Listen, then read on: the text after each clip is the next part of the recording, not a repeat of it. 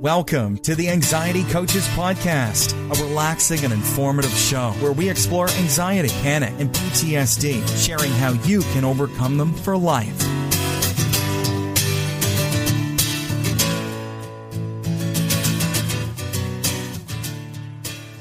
Aloha! Welcome back to the Anxiety Coaches Podcast. I'm your host and coach, Gina Ryan, and I'm really happy to have you with us today as we unpack the many ways to heal anxiety, panic, and PTSD using lifestyle changes. We are officially launching our own Anxiety Coaches Podcast Patreon campaign. Let me tell you a little bit about what Patreon is. Patreon is crowdfunding, but unlike Kickstarter or other crowdfunding platforms, Patreon is for ongoing content creators, like podcasts, like video content creators, and so forth. It's a platform where you can pledge to support those creators.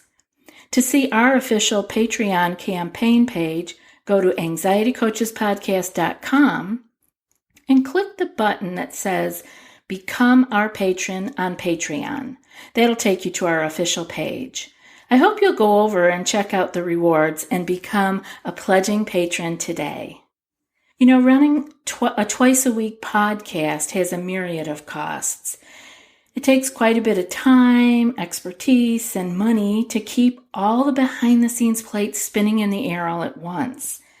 We've had tremendous growth over the past year, and with more growth projected in the year ahead, we're looking to the Anxiety Coaches Podcast tribe to join in and pledge as patrons and to help us keep the lights on. There are a number of levels of support, and there are rewards with each and every one. We're hoping a number of you will join in at $1 a month. That's $12 a year. Or $1 a show. That's $8 a month. While larger contributions are greatly appreciated, I truly believe that small actions done with great love can change the world. So if you can afford to, jump in with $1 a month or $1 a show today. I'm already filled with gratitude for your awesome generosity. Mahalo. Remember, visit our page by going to anxietycoachespodcast.com and click the button that says Become Our Patron on Patreon.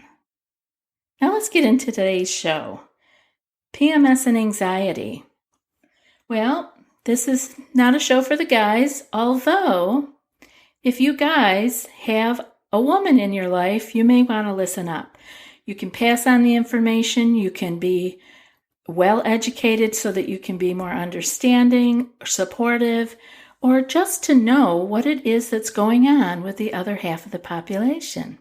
I wanted to start by talking about how the medical community has two specific diagnoses, I guess, now for women who are struggling with discomfort prior to their menstrual cycle. We do understand that along with estrogen and progesterone changes, they go throughout a woman's cycle, that cortisol also plays a part here. Cortisol will spike premenstrually.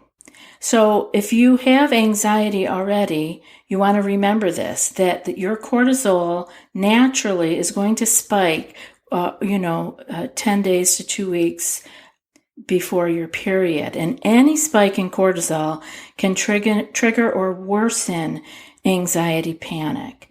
Even the slight raise in cortisol that happens in the morning that helps to wake us up and get us revving and out of bed can cause panic in those who are oversensitized. So this is where we start to see the thread of why your PMS really gets revved up during, your premenstrual cycle.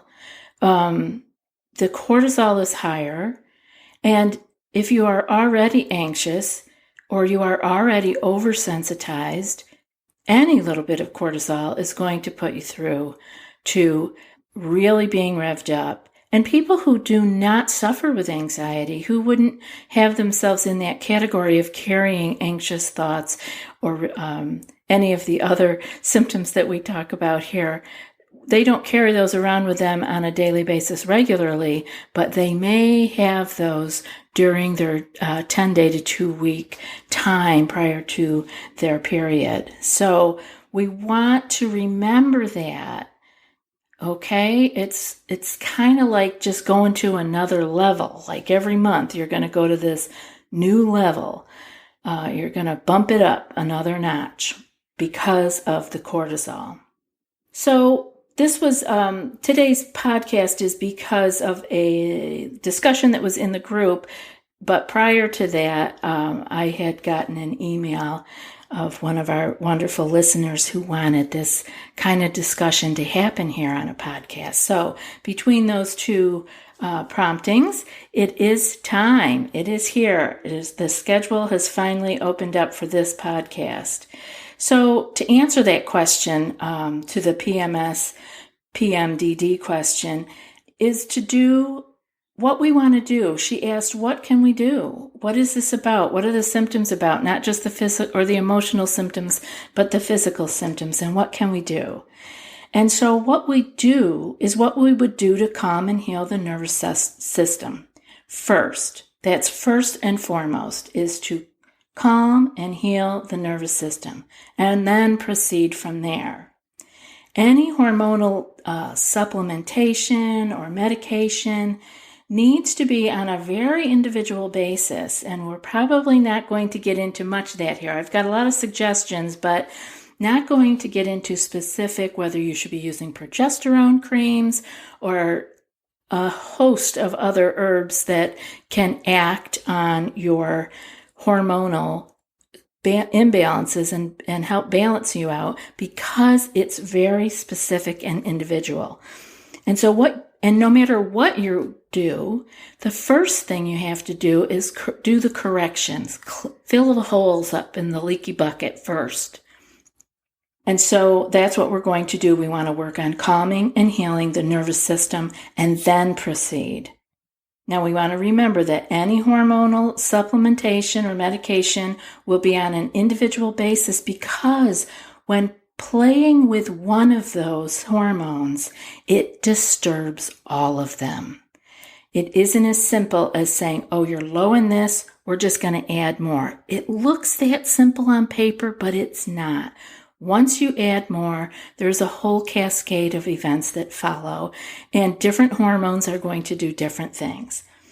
So there are, of course, many herbs and over-the-counter things that are sold to help, quote, regulate your hormones or to relieve PMS symptoms. Yet the core of the problem may still remain. And so I want everybody to think about that for a moment. You can take supplements, and they're great things. They're herbs. They're from nature. They're a medication that perhaps your physician told you was going to be the answer for you. And so what I want you to think, has the core of my problem been taken care of, or does it still remain? What I'm saying here is that the best course of action for anyone suffering with PMS, PMDD, or anxiety for that matter is to get basic. Getting to the roots of the problem, getting to the roots of our being and moving up from there. This means not using herbs or meds and still eating a lousy diet because we are stressed and have no time. It means to get down and take care of those basic life issues that are causing that stress, robbing our time, leaving us fried day in and day out. Therein, when we look at those things, not using herbs or meds and eating a lousy diet or ramming through life, stressed all the time, when we get down and take care of the basic life issues that cause us that stress, that rob our time, that leave us disjointed or fried day in and day out, then therein lies the birth of healing. Yes, there are some general interventions of basic nutritional supplementation and hormonal replacement or supplements for those who are with medical need. And those will be very helpful. But we don't want to get into the headspace of expecting a cure from a bottle. That's just magical thinking. There's an old saying about in the dietary world, and it's, you can't outrun a bad diet. And I think that holds true here. We can't medicate a bad diet. We can't supplement our way out of a bad diet. And if you don't think your diet has anything to do with your PMS or PMDD, I beg you to give it a try and see what kind of changes can happen for you. So let's get into some ideas of things that you can actually do for yourself. One of the things that we start with is eliminating. What can we eliminate? Basically, you want to eliminate, and most women can tell you that the bloating is so uncomfortable.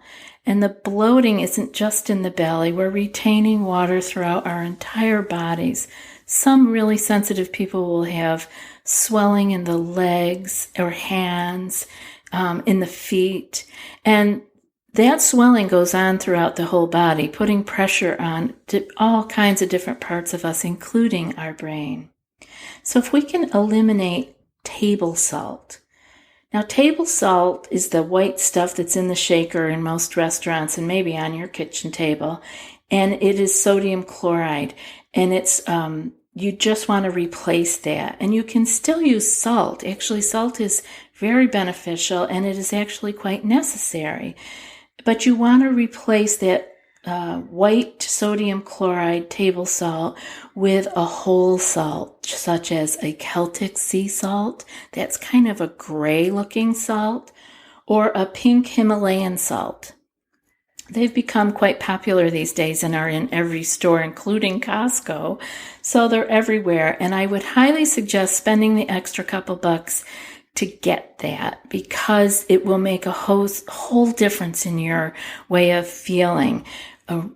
White table salt has been stripped of everything except the sodium, and the Celtic sea salt or the pink Himalayan salt, or there's many others out there on the market, but they will have a color to them.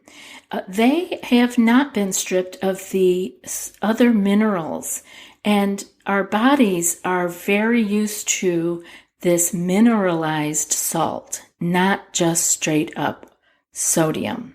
So grab yourself some of that good salt and experiment with it. And you've heard me talk on the other shows about using magnesium. And when you use the magnesium liquid from Dr. Carolyn Dean, she has you put it in your big jug and you make your water for the day. And you also put salt in it. I've been putting salt in my water for a long time.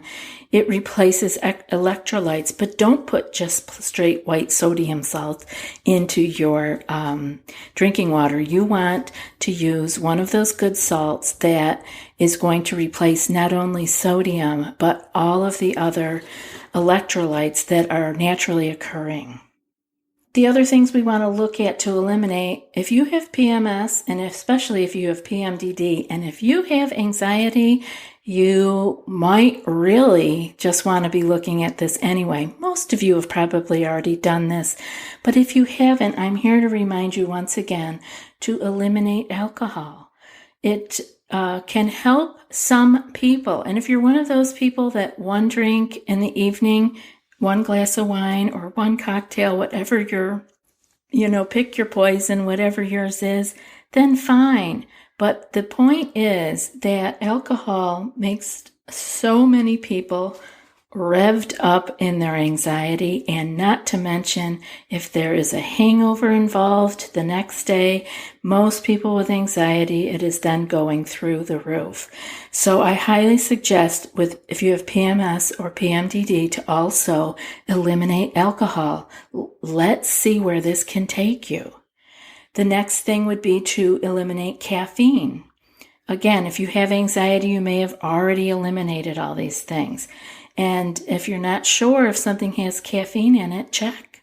Lots of stuff has caffeine and crazy amounts of it. So you can Google anything these days. I know you can Google the caffeine amounts that are in things. And you want to eliminate the caffeine in all forms, and that may mean that you can't have that chocolate depending on how sensitive you are. Many of my clients are way too sensitive to caffeine to even be able to eat their favorite little bites of chocolate. You're an individual. You have to become your own science project with this and keep a log, keep track of what you took out, how long it was out, and then retest it. Give yourself 2 weeks without it before you retest, and then you'll get a real sense of what's working for you and what's not. Now, some other things I want you to eliminate are probably not as common as you have read or on the internet, or maybe even heard from your physician's office on how to help work naturally with your PMS. And this is household and environmental toxins. I want you to check your soaps, your creams, your laundry soaps, your home cleaning products, your nail polish, hair products, etc. They very well may contain hormonal disruptors. Now, we usually think, well, my goodness, everything is FDA approved or it's considered food safe. The reality is you have to take care of yourself. No one is looking out for you.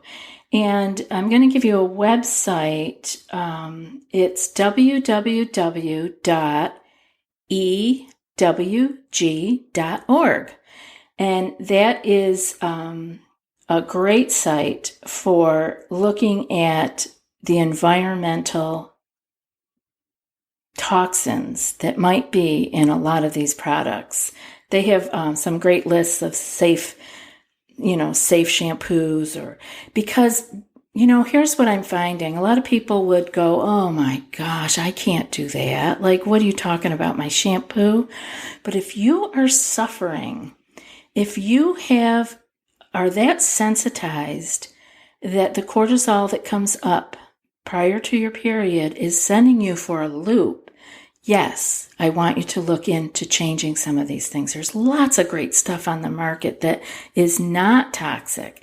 And so you just have to do a little homework to replace some of these things. That would be a whole show in and of itself, eliminating environmental toxins, because they are everywhere. And remember, these toxins that I'm talking about are hormone disruptors.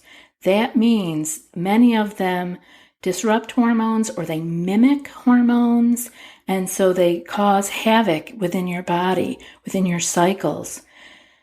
So no amount of supplementation, hormonal supplementation or replacement therapy or herbs can overcome this type of hormonal disrupting havoc. It's important to pay attention to. And there have been whole movements of cleaning up the toxins in a home. And it wouldn't be good just for you. It'll be good for your whole family. I read somewhere recently that one of the largest indoor environmental toxins in the home was dryer sheets. And you may want to check into it. Like, if you're using stuff like that, there's other ways around it. There's real natural ways to do it. All that stuff is so easy to find these days.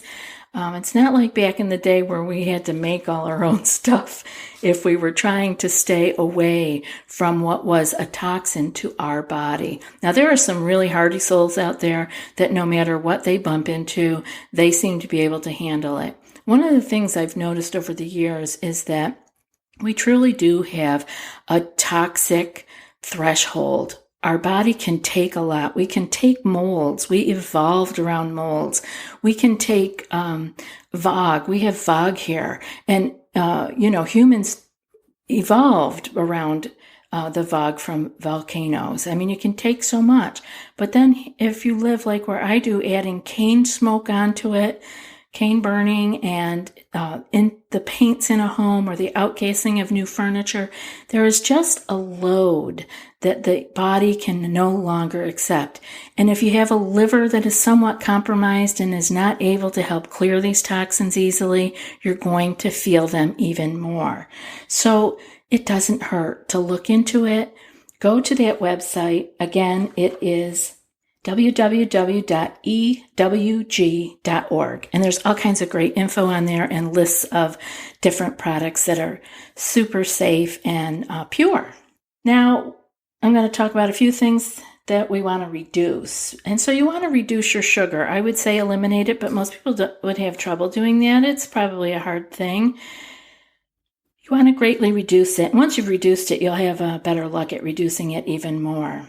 And the one that you especially want to reduce, if not totally eliminate, is fructose. And I mean that in the form of high fructose corn syrup, not fruit. Fruit is fine. The fructose in fruit is not the problem. It's the fructose that we're finding in all those sweetened drinks, packaged foods. So just see if you can eliminate that. It does not travel and it is through the body, and it is not metabolized in the same way that sugar is. So they are very different animals. And so I guess the first one on my list would be eliminate the high fructose corn syrup, and then look at reducing that will reduce your sugar greatly to begin with. So start there. And then what I'd like you to add, the best thing to add is real food. Real food, meaning the basics, the staples. And if that means you don't eat some fancy meals, that's okay. Maybe you just start simple and then you build it back up again. But if you're not feeling well month after month, if this is a struggle, you really want to pay attention to what you can do to get down to that root. If you can eliminate what is causing this hormonal problem, you won't have to put Band-Aids on it. You won't have to keep fixing it. You will eliminate it, and your body will take care of itself. So some other things we can add besides our real food diet, again, that could be a whole nother podcast. You want to be sure that you're drinking clean filtered water or clean spring water. Check your water. It varies from place to place, and we've seen nightmares with communities with water recently. So I would definitely check into making sure that you are drinking clean filtered water for you and your family. The basics that you can add also are a calcium, magnesium, potassium combination. Any health food store would probably have the Cal, Mag, Potassium combo. And those three minerals, they're all electrolytes, but what they do in combination is they will help to regulate your water retention and help to keep on keel the electrolyte balance. So if you add that in on day 14, for yourself, if you have a 28-day cycle, that would be really helpful for the water retention and electrolyte balance. You can also add in a very basic B complex, and that you would want to be taking all month long. That's because if you are in childbearing years and having PMS or PMDD, you have huge stress on your body. And so you burn more of the B complex much more rapidly because of that. So grab a B complex and take that all month long. These are just precautions. They're not going to fix things, but they're going to give your body some of the building blocks that it needs to do its own work. And the other thing you want to add in is your regular daily movement, meaning moving throughout your day. If you can walk a little bit more, again, just the simple things. I'm not saying go out and join a gym. That actually adds more stress to most people's lives. Doesn't help. But if you can park the car at the far end of a parking lot and walk, if you can take the stairs instead of an elevator for 2 or 3 flights, those simple things, if you can do yoga in the morning or the evening to relax or invigorate yourself, if you can do some Tai Chi for energy healing, You can walk, you can swim. Find a sport you like. Have it be fun, whatever it is. Dance, put your favorite music on and move. We can't make it a chore. We have to make it movement throughout our day. Has to be something that we are enjoying. So, the other thing you want to pay attention to when you're adding more movement into your day is to decrease your movement as your energy dictates. Pushing through when you are exhausted is not self-care. And as a woman who has a cycle, you are going to have to pay attention because your body is working extra hard sometimes and it is needing tons of work after that. It is not needing tons of work. It is needing tons of care after working really hard, preparing the body to have a possible baby. There's a lot that's happening. Everything is different, not just your hormones. So you want to be sure that you're getting foods that have the iron in it. Eat the real foods. You want to make sure you're moving. Add the electrolyte balance to help with your water retention. And move, but rest also. Rest when your body says it's tired, believe it. We gain nothing by pushing through and being martyrs. Nothing is gained because we end up falling down eventually and in a much bigger way than just taking a 20-minute nap or 20 minutes twice a day to do our meditation to keep us calm and relaxed.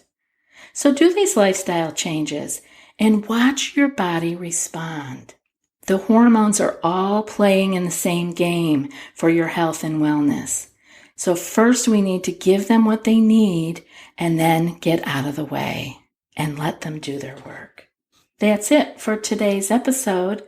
But before I read today's quote, I want to invite you to take your healing to the next level and sign up for our group coaching membership program.